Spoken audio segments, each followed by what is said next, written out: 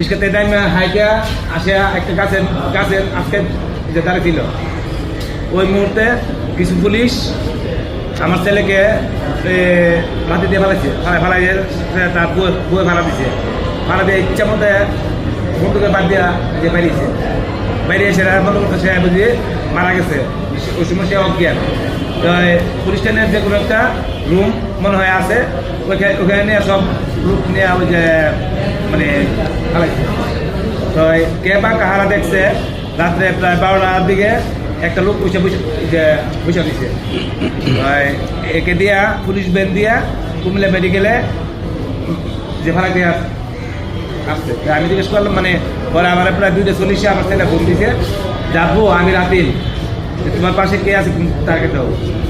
দেওয়ার পরে সে বললো যে এটা কি ছেলে আপনার? আমি দিয়ে আমার ছেলে। তো আপনার ছেলে হয় তো দ্রুত আপনি কুমিল্লা মেডিকেলে চলে আসেন। হ্যাঁ, কুমিল্লা মেডিকেলে চলে আসেন। তো এখানে আমি অ্যাম্বুলেন্স নিয়ে কুমিল্লা মেডিকেলে প্রায় ভোর 5টার সময় উপস্থিত হই।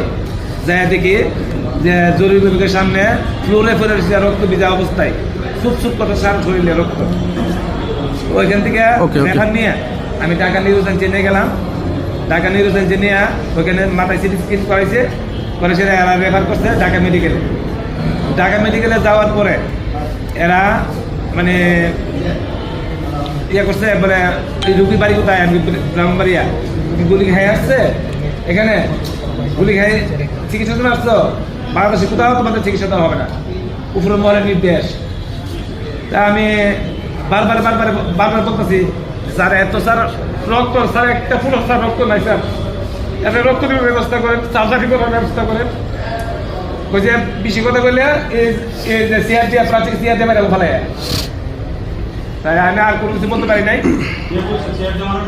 ওই যে জরুরি টাকাগুলা বিমানে দিয়ে আসছো, এই চিকিৎসা বাংলাদেশে কোথাও তোমাদের চিকিৎসা হবে না, কেউ তোমাদের চিকিৎসা করবে না। মনে করেন বসতে রাত্রে 12:50 আমার সেটা মারা গেছে। ছিল 30 তারিখ রাত, 30 তারিখ রাত্রে 12:50। আপনার ছেলে কি করতো? আমার ছেলে মানে একটা কারিগরি, প্রথমে আলেম প্রকৃতি ছিল, পরে বিদেশ পাঠানোর জন্য কারিগরি ওই যে বিদেশ আর একটা ট্রেনিং সেন্টার দিয়েছিলাম, ওখান থেকে শিখা আসতো। সেই সুযোগ আর আমার হয় নাই। এখন ট্রাইব্যুনালে এসে কি বিচার চান? আমি ন্যায় বিচার চাই।